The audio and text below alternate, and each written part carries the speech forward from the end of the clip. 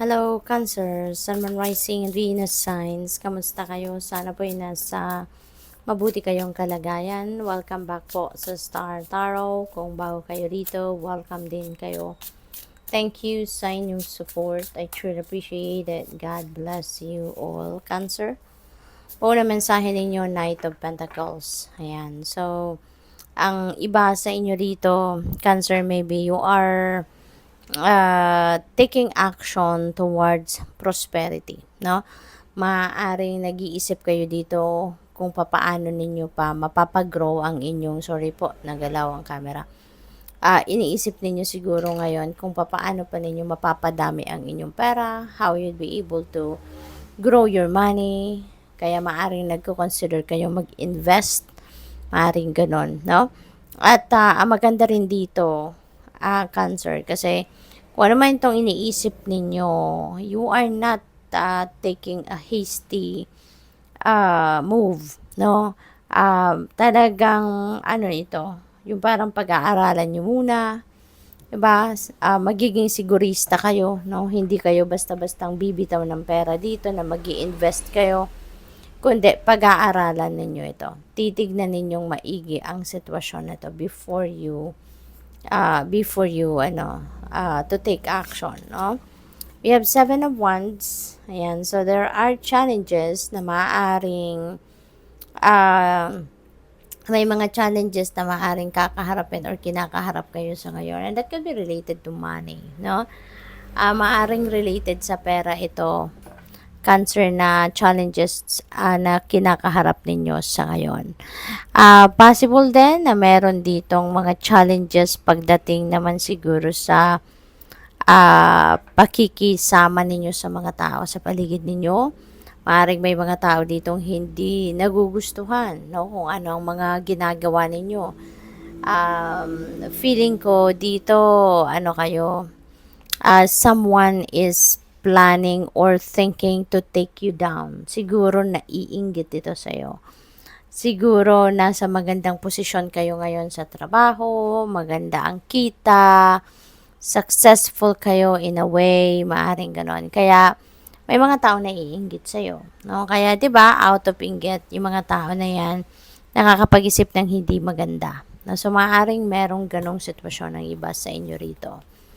We have Emperor energy. So, this is about stability. So, siguro talaga, masipag kayo, matyaga, kaya mapera, no? Kaya siguro magaan din ang pasok ng pera sa inyo. Kasi may sipag at tyaga kayo, no?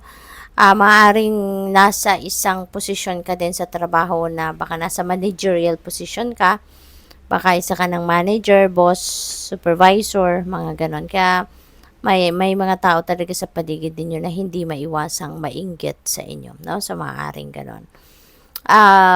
This could be also the time na baka may transactions kayo, no?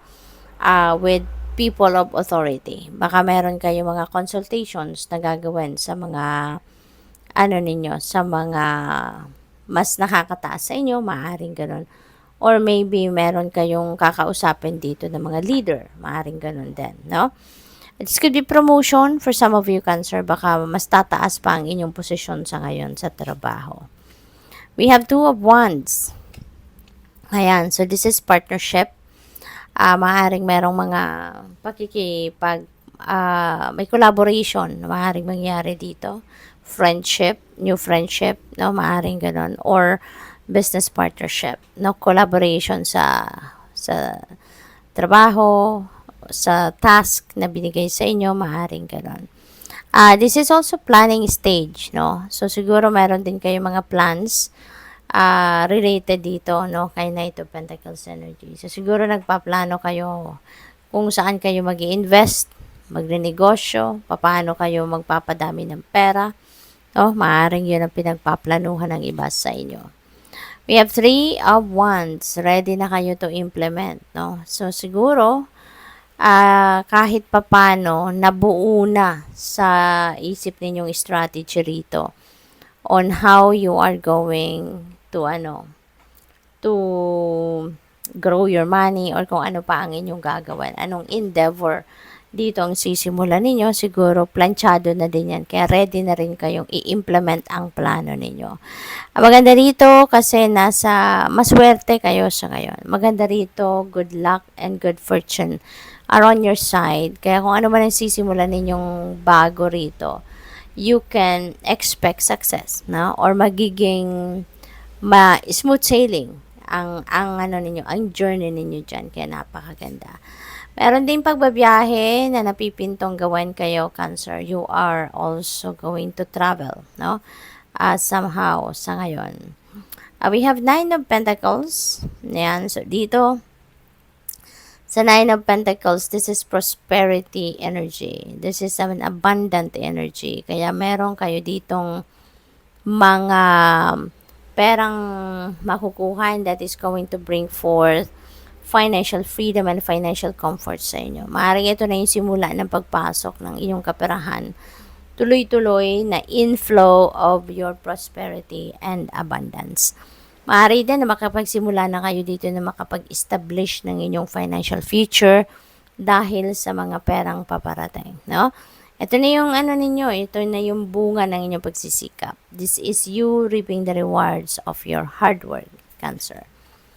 We have Nine of Wands. Ayan. So, dito sa Nine of Wands, this is setting your boundaries, no? Kasi baka ang iba sa inyo rito inaabuso, binubuli ng ibang tao dahil siguro sa sobrang bait ninyo, kaya maaaring naaabuso kayo ng mga tao. Kaya it is important for you to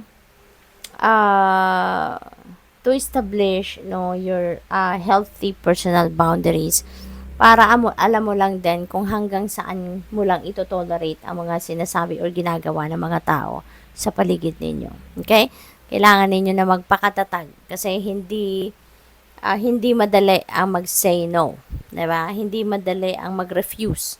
Kaya kailangan ninyong tatagan ang inyong kalooban. At kung ano lang ang deserve ninyo, yung kung ano lang ang dapat, no, para sa iyo ay yun lang ang payagan ninyo. Okay? We have the Fool. Ayan, this is a new beginning energy. You are taking risk sa ngayon siguro. Meron kayong gagawin. Maaaring related yan sa mga investments na i-risk ninyo. Maaari din na you are trying to explore sa ngayon, no? New things or new situations. Maaaring ito na yung pakiramdam ninyo. Ito na yung, nandito na yung opportunity na to, no? So, might as well gawin ko to. No? Kasi maybe you're realizing na yung mga opportunities na yan dadating dahil para sa akin yan. Kaya nandito yan because para sa akin yan. No? So, ganun. So, kaya maaaring you're going to take advantage of any opportunity na kakatok sa inyo sa ngayon. Even if hindi pa nyo to nagawa before or nasubukan before, you are ready to take risk. So, good luck. Thank you for watching. Love and light. Namaste.